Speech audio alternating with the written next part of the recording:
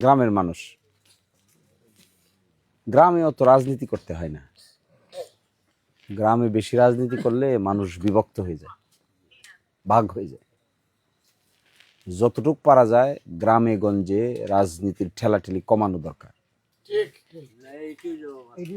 এবং এইটা ঠেলাঠেলিটা কমাইতে না পারলে মানুষকে আপন করে নিতে পারবেন না, খালি শত্রু বাড়বে। আর কোন জনগোষ্ঠীকে আগাইতে গেলে শত্রু বাড়াইলে কাজ হবে না, বন্ধু বাড়াইতে হবে। জগতের কোন সমাজ আগাইতে পারে না যে সমাজে বন্ধু থাকে না। কোন নেতা প্রকৃত অর্থে নেতা হয় না সে যদি বন্ধু বানাইতে না পারে। আমরা যেটা করি, আমরা খালি শত্রু বাড়াইতে থাকি। একটা দেশ চালাইতে গেলে, একটা এলাকা চালাইতে গেলে একা একা পারবেন? বন্ধু লাগবে না? বাড়তি টাকা পয়সা লাগবে না? সাহায্য করার লোক লাগবে না? তো সাহায্য করার লোক কই পাবেন যদি সবাই খালি বাদ দেন,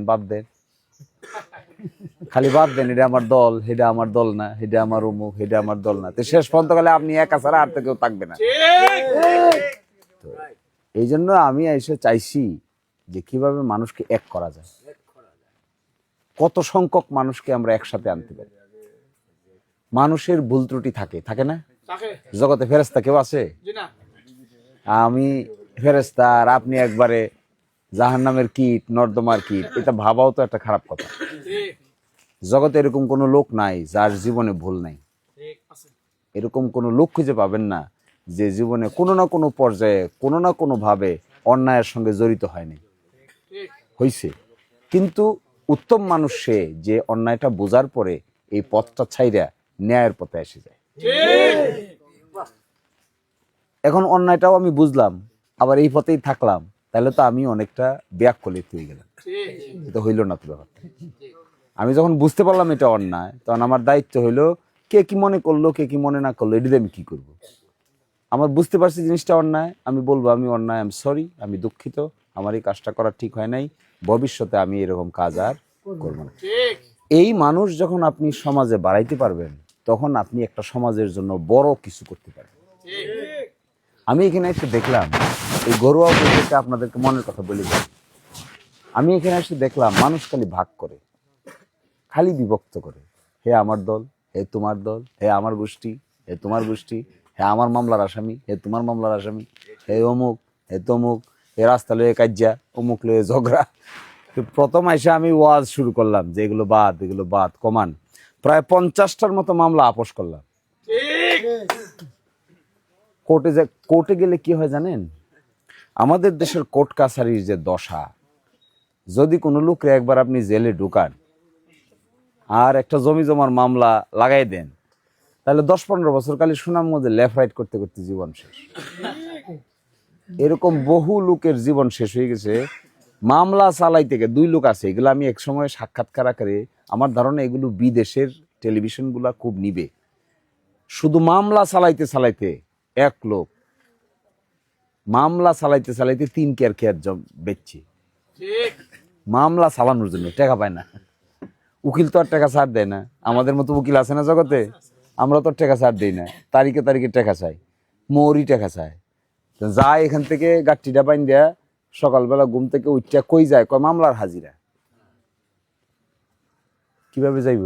টমটমে উঠটা সুনামগঞ্জে গেছে, গাঠি একটা শীতের জামা কাপড় পইরা গিয়ে বিড়ি খাইতেছে।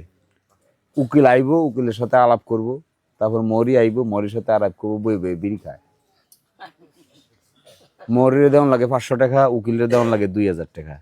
টাকাটা নিচে সুদের উপরে নিয়ে দিছে, উকিল রে দিছে। এটা উকিল সাহেব তো মামলা পরিচালনা করলে হয়তো খরচ চাইব, আর যে এই কাজ করতে গিয়ে 3 কের ক্ষেত বিক্রি করে দিছে। লোকটার নাম আমি একদিন প্রকাশ করব, আপনারা জানতে পারবেন। এখন বললে তার অসম্মান হবে, বলাটা ঠিক হবে না। তো এগুলো দেখে আমি সাংঘাতিকভাবে, আমার মতো লোক এই কাজে কেন আসবে, আমি তো এটা চিন্তা করে পাই না। যে কামের ভিতরে আমি এখন ঢুকছি, এই কাম তো আসলে আমার কাম না। সারা জীবন লেখাপড়া করছি বিশ্ববিদ্যালয়ে, বিদেশে, দুনিয়ার বড় বড় বিশ্ববিদ্যালয়ে গেছি আসছি, লেখাপড়া করছি, সিম্পল ইংরেজি ছাড়া কথাই কই নাই জিন্দিগিতে। খুব কম সময়ে আমার মনে আছে আমেরিকাতে যে কয়দিন ছিলাম ইংরেজি ছাড়া তো কিছু কই, কোর্ট কাছারিতে গেলে ইংরেজি ছাড়া কিছু বলা যায় না। এখন আমি আসছি আপনাদের সঙ্গে এই ইংরেজি বিংরেজি সাইরা ইংলিশ বিংলিশ ফিংলিশ যা আছে এগুলো সব সাইরা আইছি এই রন্নাসর গ্রামে বাংলিশ হইতে। এই যে বাংলিশ হইতে আমি আসলাম, এটা যদি আপনারা গ্রহণ না করেন তা আমি কি জোর করে গ্রহণ করাইতে পারবো? কিন্তু আমি জোর করে গ্রহণ করাইতে পারবো না। আমার এমনি অনেক এই থাকতে পারে ওই থাকতে পারে, কিন্তু জনগণ যদি মন থেকে মাইনে না নেয়, এটা তো আমার বাবারও ক্ষমতা নাই যে কেউ আমি জোর করে মানাবো। একেবারে সহজ সরল কথায় রাজনীতিটা আমি এইভাবেই দেখি। অনেক লোক ফেস ফাস উল্টা পাল্টা সিধা এইটা এইটা করে, তা আমার কাছে মনে হয় ওগুলো আজাইরা কথা। ওই যে পেস করে কিন্তু মানুষের যন্ত্রণা বাড়ে বেশি। সোজা করে দেয়, আমরা যদি সোজা করে দেই, এইভাবে ধরেন আমরা বিভক্তিটা যদি কমাই, আমার ভাই তোমার ভাইয়ের বিভক্তিটা কমাইতে পারলে মূল কাজ যেগুলো সব মানুষের জন্য দরকার, বড় বড় যে ওয়ার্ক, এগুলো যদি করা যায়, করলে পরে যেটা হবে মানুষের জীবনটা সহজ হবে। এখন মানুষের জীবনটা কঠিন, এমন কঠিন। ওই দিন গেছিলাম সুতারগাঁও, তো সুতারগাঁও যাওয়ার দুই রাস্তা। এক রাস্তা হইলো ভাটিপাড়া যে রাস্তা গেছে শরীফপুর থেকে, এই রাস্তা দিয়ে কিছু দূর আগে বামে দিকে একটা রাস্তা গেছে, এদিকে কিছু দূর গিয়ে আর রাস্তা নাই, এরপরে কান্দার উপর দিয়ে গিয়ে সুতারগাঁও যাওয়া যায়, এই এক রাস্তা। আর একটা রাস্তা আছে এই ভিতর দিয়ে গিয়ে ইটসলিং রাস্তা পার হইয়া ইটসলিঙ্গে করে ওইদিকেও সুতারগাঁও যাওয়া যায়। এই রাস্তাঘাটগুলো এইগুলো করলে পরে যেটা হবে, আসলে তো মানুষ নেতাদের কাছ থেকে টাকা পয়সা কেউ চায় না। এই যে 1.5 বছর 2.5 বছর ঘোরাফেরা করলাম, আমার কাছে কেউ টাকা চায়নি, কিন্তু মানুষ চাইছে কি জানেন? কিছু জিনিসের সুবিধা করা। কেউ বলছে আমার শ্মশান ঘাট এই অবস্থা বুঝে যায়, কেউ বলছে আমার মসজিদের এই অবস্থা, কেউ বলছে আমার কবরস্থান হইলো এটা 22 মাস পানির নিচে জায়গা, কেউ বলছে যে আমার এই রাস্তাটা হইলে আমি 22 মাসও ফেক কাদা থেকে বাঁচতে পারি। কেউ আবার কইছে যে এদিকে যদি রাস্তাটা করে দেন তা হাওড় থেকে যে ধানটা তুলি, এই ধানটা তুললে সঠিকভাবে বাড়িতে নিয়ে শুকাইয়া গোলাইতে পারি। কেউ বলছে যে এই স্কুলের এটা নাই, কেউ বলছে আপনার এই একজনে না, একটা বড় অংশ গিয়ে দেখছি আমি। আজকে সকাল থেকে তো হাঁটলাম, আজকে সকালে হাঁটা শুরু করছি 9:30টায়, ঘুম থেকে উঠে রাত্রে ঘুমাইতে ঘুমাইতে 4টা বেজে গেছে, 9:30টায় হাঁটা শুরু করছি দুর্গাপুর থেকে। দুর্গাপুর গ্রামে 2টা হাঁটি ঘুরে আসা 6 জন প্রতিবন্ধী লোক পাইছি। দুর্গাপুর গ্রামের কালি ওইটা 2টা হাঁটি হাঁটতে হাঁটতে 6 জন প্রতিবন্ধী। এক ঘরে গিয়ে পাইছি 2 জন, আরেক গিয়ে পাইছি একটা বাচ্চা 13 মাস বয়স, মা এভাবে কুলে নিয়ে বসে দিয়েছে, মাথাটা বড় হয়ে গেছে অনেক, মাথাটা এত বড় হয়ে গেছে আর শরীরটা ছোট হয়ে গেছে, মুখটা ছোট হয়ে গেছে। এর মানে হলো এটা হাইড্রোসেফালিয়া রোগ বলে আর কি, মানে মাথার ভিতরে পানি জমে গেছে। এইটা বাপটা বলতেছে ভূতে ধরছে। হ্যাঁ, বাপটা বলতেছে বাতাস লেগে গেছে। হায় রে হায়, এটা শুনি না আমি 5 মিনিট গেলে হা করে চাই রইলাম। বাপের মাথায় চাপছে যে এর মাথা যে বড় হয়ে গেছে, এটারে ভূতে ধরছে, আর হইলো এটা বাতাস লেগে গেছে। এই পর্যন্ত কোনো ডাক্তারও স্বাভাবিক দেখলি ভাববেন 13 মাস বয়সের বাচ্চা, মাথা হবে আমার মতো বড়, আর মুখটা ছোট হয়ে গেছে। মাথা বড় হলে তো মুখ ছোটই দেখা যায়। এই জায়গার ভিতরে 7 জন পাইলাম, আশ্চর্য ব্যাপার। যদি আপনি রাজনৈতিকভাবে মানুষকে বিভক্ত করার জন্য ভোটকে সামনে নিয়ে নানান ধরনের এই যুক্তিতর্ক করেন, তাহলে আপনি এই অসহায় মানুষের খবর নেওয়ার আর কোনো সময় পাবেন না। এই বিভক্তিটা কমাইয়া যদি এই অসহায় মানুষের দিকে নজরটা বেশি যাইতো, রাজনীতির প্রতিযোগিতাটা যদি ওখানে হইতো। এখন দেখেন না রাজনীতির প্রতিযোগিতা কত সাংঘাতিক। ইলেকশনের আগে একটু আগে এক পার্টি ধানের শীষের লিফলেট দেওয়া যায়, 1 ঘন্টা পরে আরেক পার্টি এসে দাঁড়িপাল্লার লিফলেট দেওয়া যায়। দেখছেন কেমন একটা টানাটানি না? আমি একলা একলা রাতে বেলে ভাবি এটা অনেকটা গরু টানাটানির মতো শুরু হয়েছে, এমন এক টানাটানি। তো কয় এই গ্রুপ আমার সাথে কয় ধরছি, এই বুটটি তো অন্তত পাওয়া যাবে। হে কয় বিকে বেল লাগতো, কয় না এখান থেকে আসলটা আমার দিকে নিয়ে এসে কয় বুটা আমার, এর মানে ওই বড় বড় ডিরে মনে হইতেছে গরু কিনা বেচার মতো। এইটি দেখে আমি একলা একলা হাসি, রাইতের বেলা হাসলেও মানুষ মাইন্ড করে, হাসলে মনে করে কি বেটা এমপি নির্বাচন করতেছে, বেটা হাসে কেন, কিন্তু হাসি আমি একলা একলা বইয়া এই কার বাট্টা দিকে। কয় অমুক, একজনে আমার কইতেছে অমুক হইলো ভোট শিকারী। আমি একলা একলা বইয়া ভাবলাম এটা আবার কি কথা, এটা কি কথা, ভোট আবার স্বীকার করে কি করে? কয় ও টার্গেট খুব সাংঘাতিক। কি টার্গেট? ও হইল বিভিন্ন গ্রামের আমরা যারা ছোটখাটো প্রভাবশালী লোক আছি, এরা সবাই খুব নাকি ম্যানেজ করতে পারে, এই জন্য এর নাম দিছে শিকারী, এর নাম দিছে ভোট শিকারী।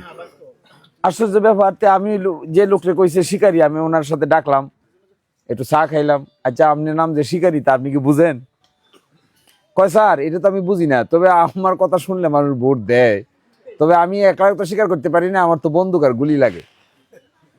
বুঝছেন কি জিনিস? বুঝেন নাই? বন্দুক আর গুলি বুঝেন নাই? আর কি কইতাম? তো ব্যাপারটা বুঝতেছেন, জনগণ তো এখানে মূলা, জনগণটা মূলা হয়ে গেল না? তাহলে এই সমস্ত মূলাগিরি করে জনগণকে যখন আপনি ব্যবহার করা শিখবেন, আপনি পাশ করার পরে নিজের আখের গোছানো ছাড়া আর কোনো চিন্তা করতে পারবেন না। এখানে হলো গভীর ভাবে দেখতে হয় সমাজকে। আমি তো অট্টালিকা ছাইরে আসছি সমাজের গভীরে একটা সাংঘাতিক ধাক্কা দেওয়ার জন্য। আমি এখানে খালি ইলেকশন করতে আসি নাই, আমি এখানে ইলেকশন করে কয়টা ভোট পাইয়া আমি এখানে হাততালি দেয়া আর ডুগডুগি বাজাইতে তো আসি নাই। এই গভীর জায়গায় ধাক্কা দেয়া মানুষকে এক করতে পারলে দেখবেন সমাজের মানুষের মনের ভিতরে আর একটা সুন্দর চরিত্র লুকিয়ে আছে। এই সৌন্দর্যটাকে বহিঃপ্রকাশ ঘটাইতে গেলে এই স্বাভাবিক রাজনৈতিক টানাটানিটাকে বন্ধ করতে হবে। আসলে মানুষ খুব সুন্দর, people are very beautiful, basically মানুষের মন কিন্তু খুব সুন্দর, কিন্তু সাময়িক সময়ে মানুষ এত হিংস্র রূপ ধারণ করে যে হিংস্রতা তাকে এত খারাপ অভিজ্ঞতা দেয় যে অভিজ্ঞতার কারণে তার সৌন্দর্য বোধটা আস্তে আস্তে ঢাকা পড়ে যায়। আসলে তো মানুষ খুব সুন্দর, প্রেম আছে, ভালোবাসা আছে, ভালো লাগা আছে, শিশু সন্তানের প্রতি আবেগ আছে, পরিবারের প্রতি আবেগ আছে, কাজ করে, টাকা রোজগার করে, সংসার পালে, কি বিউটিফুল, বেসিক্যালি কত বিউটিফুল। কিন্তু এই মানুষটা যখন অন্যদিকে রওনা দিয়ে দেয়, সেই রওনাটা কি? সে যখন অন্য মানুষকে ব্যবহার করতে শিখে, অন্য মানুষকে পণ্য বানাইতে শিখে, অন্য মানুষকে ব্যবহার করে নিজের আখের গুছাইতে শিখে, তখন আস্তে আস্তে তার চিন্তা চেতনার সৌন্দর্য বোধটা আস্তে আস্তে লোপ পাইতে থাকে, লোপ পেয়ে একটা হিংস্রতা ধারণ করে। এই হিংস্রতা তখন আর ওই যে প্রেম, ভালোবাসা, সমাজ, সৌন্দর্যবোধ, এটা লোপ পায়, লোপ পায়া আর একটা হিংস্র থাবা আস্তে আস্তে বড় হয়ে ওঠে। ওটার নাম অসুর, ওটাকেই বলে অসুর। আমাদের ইসলাম ধর্মে বলে ওটাকে পাপ, সিন, গুনাহ, আপনারা এটাকে পাপ বলেন। তো মানুষ যখন পাপের দিকে, একটা লোক ধরেন প্রথম একটা বিশ্ববিদ্যালয়ে পড়া, আমি দেখেছি তো এগুলো, আমি বিশ্ববিদ্যালয়ে পড়েছি 4.5 বছর 5 বছর, এই চাটা আপাতত বন্ধ রাখো। প্রথম একটা লোক যখন ঘুষ খাওয়া শুরু করে, প্রথম দিন, জীবনের প্রথম দিন যখন ঘুষ খায়, তখন খাইবে কি খাইবে না, নিবে কি নিবে না, নেওয়া উচিত কি উচিত না, এরকম একটা দ্বিধাদ্বন্দ্বে ভুগে। কিন্তু ঘুষ যখন একদিন খেয়ে ফেলে, একদিন যখন একটা গরিব মানুষের পকেটের টাকাটা নিয়ে নিজের পকেটে ঢুকায়, এইভাবে তৃতীয় দিন যখন ঢুকায়, তখন তার ঘুষকে আর ঘুষ মনে না হইয়া তার নিজের টাকা মনে হয়। আমি দেখেছি তো, বিসিএস পাস করে আসছে, সাব রেজিস্ট্রার।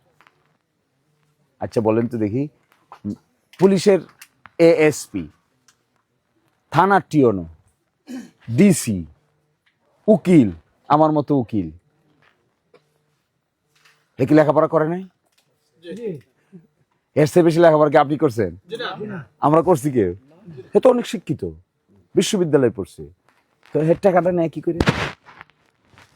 এটা কি কখনো ভেবেছেন? আপনার ছেলেটাকে শিক্ষিত করার জন্য কত কষ্ট না করতেছে, এমনকি গায়ের দুধ বিক্রি করে হইলেও তার টিউশনির টাকা দিতেছে। দিচ্ছেন না? আপনারাই তো দিচ্ছেন, আমরাই তো দিচ্ছি।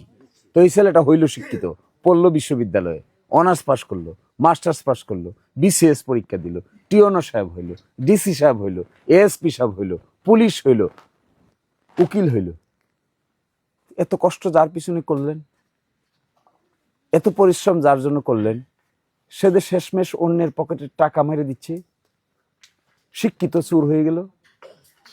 এটাতে কখনো ভেবেছেন? আর আমরা ডিসি সাহেব, এসপি সাহেব, উকিল সাহেব দেখলে তো মাথা প্রণাম করতে করতে জীবন চলে যায়। কিন্তু একবার ভেবে দেখলাম না, এত পানি দিলাম যে গাছের নিচে বড় হইয়া এটা যে পোকায় খায় নষ্ট করে দিচ্ছে, এটা তো একবার খেয়াল করলাম না। আমরা বরং স্যার খুশি হয়ে যাই, ছেলে টাকা আয় করে দিচ্ছে, করতে কাটছে। ডিসির বাড়িতে বিল্ডিং হয় কি করে? কি করে একটা পুলিশ অফিসারের বাড়িতে এত বড় বিল্ডিং বানানো যায়? বেতন পায় 22,000 টাকা, বেতন পায় 40,000 টাকা।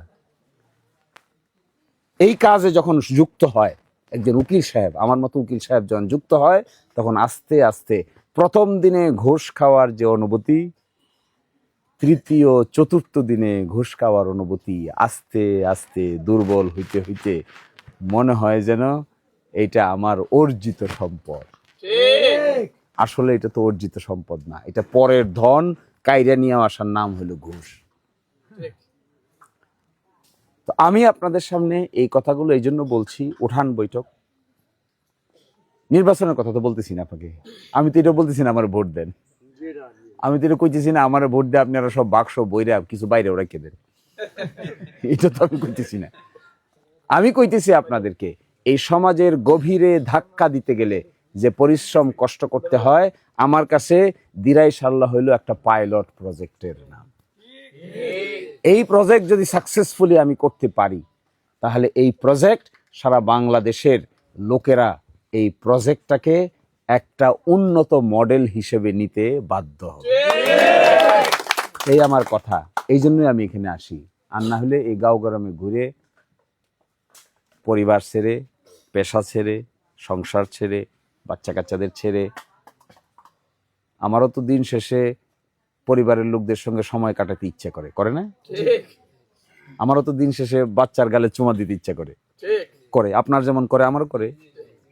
আমারও তো দিন শেষে স্ত্রীর সাথে 2-4 কথা বলার ইচ্ছা পোষণ হয়, হয় না? আপনারও হয়, আমারও হয়। কিন্তু তা তো পিছিয়ে ফেলে আসলাম। যদি কিছু করতে না পারি, তাহলে তো ওইটাও গেছে, এটাও যাবে। কাজটা আমার জন্য খুব রিস্কি, একুল ওকুল দুকুল যাওয়ার রিস্ক। আমার যে পেশা আছে, এই বাংলাদেশে যে কয়জন লোকের উকালতি পেশা আছে, যাদেরকে দেশ বিদেশের মানুষ স্বীকৃতি দেয়, তার মধ্যে ঈশ্বর বলেন, ভগবান বলেন, আল্লাহ বলেন, এইরকম সম্মান আল্লাহ আমাদেরকে দান করেছেন। এটা একটা গভীরভাবে অর্জন। এই অর্জন করতে আমাকে 20 বছর চেষ্টা করতে হয়েছে। তা আমি ওটাকে রেখে আপনাদের সামনে আসলাম সমাজে ধাক্কা দেওয়ার জন্য, কটা ভোটের জন্য না। শুধু কটা ভোট দিয়ে আমি কি করব? কটা ভোট আমার আসল উদ্দেশ্য নয়। আমি এসে ভোট পাই আর নাই বা পাই, যদি ধাক্কা দিতে না পারি, নড়াইতে না পারি, নড়বড়ে করে দিতে না পারি ভিত্তিকে, তাহলে আমার এখানে এসে সময়টা নষ্ট ছাড়া, শুধুমাত্র বক্তৃতা বিবৃতি ছাড়া আর কোনো বাস্তবে লাভ হবে না। আমি আপনাদেরকে অনুরোধ জানাই, এই কাজটা করতে গেলে বাংলাদেশের সিস্টেম অনুযায়ী জনগণের সাপোর্ট লাগে। এটার নাম হলো ভোট। এটা আমি একা বড় করে ধাক্কা দিতে পারবো না। আপনারা আমার সঙ্গে থাকলে দেখবেন রাজনীতিতে ধাক্কা কাকে বলে আর কি করে একটা মাটিকে উলট পালট করতে হয়, তার বাস্তব নমুনা আপনি বাড়িতে বসে দেখতে পাবেন। এই উলট পালটটা করার একটা সুযোগ করে দেন। আমার কাছে নির্বাচন একটা উলট পালটের নাম। আমার কাছে নির্বাচন হইলো আমি মাটিরে আকাশ বানাবো, আকাশে বাতাস বানাবো, বাতাসে সাগর বানাবো, সাগরকে পানি বানাবো। এই জিনিসটা আপনারা আমার সঙ্গে দল মতের বাইরে উঠে, কে আওয়ামী লীগ ছিলেন, কে বিএনপি ছিলেন, কে জামাত ছিলেন, কে জাতীয় পার্টি ছিলেন, কে হিন্দু, কে মুসলমান, কে ক্ষত্রিয়, কে বৈশ্য, কে শূদ্র, কে হইল পুরোহিত আর কে ইমাম, এগুলো দেখে আমার কোনো লাভ নাই। এগুলোতে আমি কিছু করতে পারবো না। এগুলোতে আমি কি করবো? যিনি পুরোহিত আছেন পুরোহিত, যিনি ইমাম আছে ইমাম, আমার কি? আমি কি পুরোহিতকে বলবো যে আপনার লগ্গুন খুলে ফেলেন? নো। আমি ইমামকে বলবো আপনার টুপি খুলে ফেলেন? নো। কেন বলবো আমি এগুলো?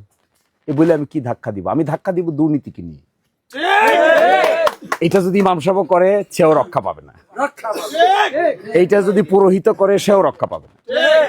আমি ধাক্কা দিব রাস্তাঘাট করে মানুষের জীবন প্রক্রিয়ার মধ্যে একটা সহজতর জীবন যাপন কিভাবে গড়ে তোলা যায়। এটা কোনো ব্যক্তি বিশেষের লাভ হবে না, লাভ হবে লক্ষ লক্ষ লোকের। আমি ধাক্কা দিব বেকার যুবকদের চাকরির জন্য। এটা আমার বাপ না ভাই, আমার চাচা না দাদা, এ হিন্দু না মুসলমান, দেখতে কালো না সাদা, এটা আমি কি করি? এটা দিয়ে আমার কাজ কি? এবার কালাই হোক আর সাদাই হোক, তার দরকার চাকরি, তার দরকার বেকার সমস্যার সমাধান। এটা দিয়ে আমার ফাংশন কি? এবারটা ব্রাহ্মণের ঘরে জন্ম নিছে, নাকি শূদ্রের ঘরে জন্ম নিছে, নাকি তালুকদারের ঘরে জন্ম নিছে, নাকি চৌধুরীর ঘরে জন্ম নিছে, এটা দিয়ে আমি কি করি? এটা তো আমার দেখার বিষয় না। আমার দেখার বিষয় হলো একটা বেকার যুবক, সে যোগ্য লোক, তার শারীরিক যোগ্যতা আছে, লেখাপড়ার যোগ্যতা আছে, তার একটা কর্মক্ষমতা যদি থাকে, তাকে কর্মে লিপ্ত করতে পারাটার মধ্যেই আমার নেশার বাস্তব নমুনা হবে। আর না হলে তো আমার কোনো কাম নেই। আর না হলে এই যে আমি আসতেছি যাইতেছি, আচ্ছা বলেন শেষ পর্যন্ত আপনাদেরকে উল্টা পাল্টা বইলে আমার মানিজ্যত বাড়বে? আমি তো একটা হাট বারের জাম্বুরায় রূপান্তরিত হব। এটা আমি খুব ভয় পাই যে আমি জাম্বুরা হইতে যাবো কেন? হাট বারের জাম্বুরা কেউ কিনে না, কিনে কেউ হাট বারের জাম্বুরা? আমার আপনারা হাট বারের জাম্বুরা বানাবেন, আমি বা হাট বারের জাম্বুরা উল্টা পাল্টা হয়ে কইতে যাবো কেন? আমার তো লবণের নৌকা পানিতে পড়ে নাই। লবণের নৌকা এমন একটা, এটা পানিতে পড়লে সব পানি হয়ে যাবে, এই ভয়ে মানুষ তাড়াতাড়ি তুলতে চায়। এরকম কোনো লবণের নৌকা তো এখানে পানিতে পড়ে নাই। আশা করি আমি তো দেখি ইয়াংদের মধ্যে একটা বড় ধরনের বিপ্লবের সূচনা হইতে পারে। আমি দেখলাম তো ইয়াং লোকদের মধ্যে একটা বড় ধরনের আগ্রহের সূচনা হয়েছে। এটা দল মতের বাইরে হয়েছে। এটা আপনারা দেখতে পান? খালি দলের ভিতরে না, কিন্তু এটা কোনো একটা দল বল, কোনো একটা মার্কা ফার্কা আর এরকম না। এটা এক ধরনের আন্দোলনের মতো। এইটা যেখানে তৈরি হয় সেখানে আপনি ভয় ভীতি দেখাইয়া কাউকে আটকাইতে পারবেন না। এটা এমন এক জিনিস, আপনি কোনো যুবককে যদি ধমক দেন, ওই যুবক থামে না, গতি বাড়ে। কোনো যুবককে যদি বলেন, এই তোরে দেখছি এই জায়গায় তুই অমুকের মিটিং এ গেছস, খবরদার আর যাইবি না, এইটা 3টা যুবকরে বলবেন, 3 যুবক মিললে পরের দিন আপনার বিরুদ্ধে মিছিল বাইর করবে। এটা করতে হয় না, কারণ এটা ব্যক্তিত্ব। তো একটা যুবকের ব্যক্তিত্ব আছে না? একটা যুবকের ব্যক্তিত্বে যখন আপনি আঘাত করবেন, ওই আঘাতের পাল্টাটা আপনি সইতে পারবেন না। এটার নাম হলো ব্যক্তিত্ব। আপনি যাই করেন, যে দলই করেন, আমার ব্যক্তিত্বকে আপনি আঘাত করতে পারেন? নো। আমি হিন্দু না মুসলমান, আমি কি না কি, এটার মধ্যে আপনি আঘাত করছেন কেন? আমারটা আমার, আপনারটা আপনার। আপনি আমার মতো থাকেন, আমার মতো থাকতে দেন, এটাই তো স্বাধীনতা। তো আমি আপনার জায়গায় আঘাত করব, আপনি আমার জায়গায় আঘাত করবেন, তারপরে বলবেন যে এটার নাম হলো রাজনীতি। আমার মনে হয় এটা খুবই নিকৃষ্ট চরিত্রের কাজ। এটা রাজনীতি না, এটার নামকে রাজনীতি বলে না। স্বাধীন সার্বভৌম মানুষের মতামতের উপর প্রভাব বিস্তার করার নাম হইল রাজনীতি। যেমন ধরেন, আমরা এখানে এই যে আমরা আয়োজন করতেছি, মিটিং এর আয়োজন হচ্ছে, একজন সব ধর্মের লোকেরা বক্তৃতা দিচ্ছে, একজন মুক্তিযোদ্ধা এসে বক্তৃতা দিচ্ছে, একজন জুলাই যুদ্ধ করছে সেও বক্তৃতা দিচ্ছে, একজন নারী এসে বক্তৃতা দিচ্ছে, একজন পুরুষ এসে বক্তৃতা দিচ্ছে, একজন কৃষক এসে বক্তৃতা দিচ্ছে, একজন প্রবাসী এসে বক্তৃতা দিচ্ছে। একবারে দেখলাম ওইদিন ইংরেজিতে বক্তৃতা দিচ্ছে, কুলুঞ্জে ইংরেজিতে বক্তৃতা দিচ্ছে। এবং এর মানে কি? এর মানে হইল এটা এক ধরনের মিলন মেলায় পরিণত হয়েছে। আপনি এটা ঠেকাবেন কি করে? আপনি এটা ঠেকাইতে পারবেন না। আপনি কেউ ঠেকাইতে পারবেন যে তোর মিলন মেলায় বানাইতে পারবি না, এটা বলতে পারবেন কেউ? এটা বলা যায় না। এটা রং বুদ্ধি, এটাকে বলে মিলিটারি অফিসারের বদনাম কই। এটা কিচ্ছা শোনেন, 3টা মিলিটারি এখানে পাহারা দেয় না, তো 3টা মিলিটারি অফিসার এক বাড়িতে বেড়াইতে গেছে। তো মিলিটারির নিয়ম হইল ক্যাপ্টেন হইলে পরে বিয়ার অনুমতি পায়। Second lieutenant, captain. Second lieutenant হইলে বিয়া করা যায় না। বেটা বিয়া করবে তাও অফিসারের অনুমতি লাগবে। ক্যাপ্টেন হলে অনুমতি পায়। তো ক্যাপ্টেন হয়ে গেছে। মা খুব চিন্তিত যে ছেলে তো বিয়ার কথা কয় না, ক্যাপ্টেন হয়ে গেছে, এখন তো তার বিয়ার অনুমতি আছে, কিন্তু বিয়ার কথা তো নিজ থেকে বাইর করে না। তো একদিন ছুটিতে আসছে, ড্রয়িং রুমের জানালা দিয়ে বসে বাইরের দিকে তাকায় রয়েছে। মা দেখতেছে যে তার মিলিটারি ছেলে বাইরের দিকে তাকাইয়া মানুষ দেখতেছে। মা দূর থেকে খেয়াল করছে, দেখে রাস্তা দেখো একটা মেয়ে মানুষ হাঁটে যেতেছে। মা খুব খুশি হয়েছে যে এতদিন পরে আমার ছেলের মনে বিয়া করার আগ্রহ জাগ্রত হয়েছে। তো মা জিজ্ঞাসা করতেছে, বাবারে আমার বোনের মেয়ে আছে, তুমি যদি রাজি থাকো তাহলে আমি প্রস্তাব পাঠাই। ছেলে এসে মারে জড়ায় ধরে কইতেছে, হঠাৎ করে তুমি আমার এই প্রস্তাব দিলা যে? কই আমি দেখলাম তুমি জানালা দিয়া ওইদিকে তাকায় রইছো, আর ওই রাস্তা দিয়া মেয়েরা যাইতেছে, আমি ভাবলাম তোমার মধ্যে মনে হয় বিয়ে করার আগ্রহ জন্ম নিছে। ছেলে কয়, তুমি ভুল দেখছো। কি ভুল দেখছো? আমি আসলে দেখতেছিলাম তিনটা মেয়ে জানালা হাইটে যাইতেছে, রাস্তার মধ্যে তিনজনের যে পা এমন করে হাইটে যাইতেছে, মনে হইতেছে মিলিটারিরা মার্চ করতেছে।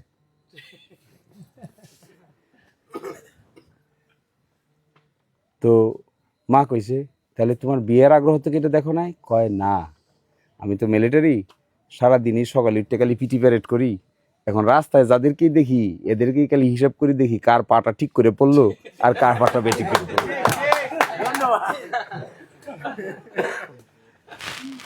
এইটার নাম হইল মিলিটারির বুদ্ধি। এরা বুদ্ধি মাথায় থাকে না, এরা বুদ্ধি থাকে হাঁটুতে। তো এইভাবে থ্রেড যারা দেয় এদের মাথায় কোনো বুদ্ধি আছে বলে আমার কাছে মনে হয় না, এর সকল বুদ্ধি হলো হাঁটুতে। এগুলো কোনো কথা না, এগুলো কোনো মানুষের কথাই। তো ভালো থাকবেন সবাই, গপ করলে সারা রাতি করা যাবে।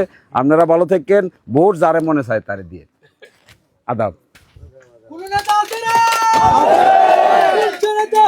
ভাই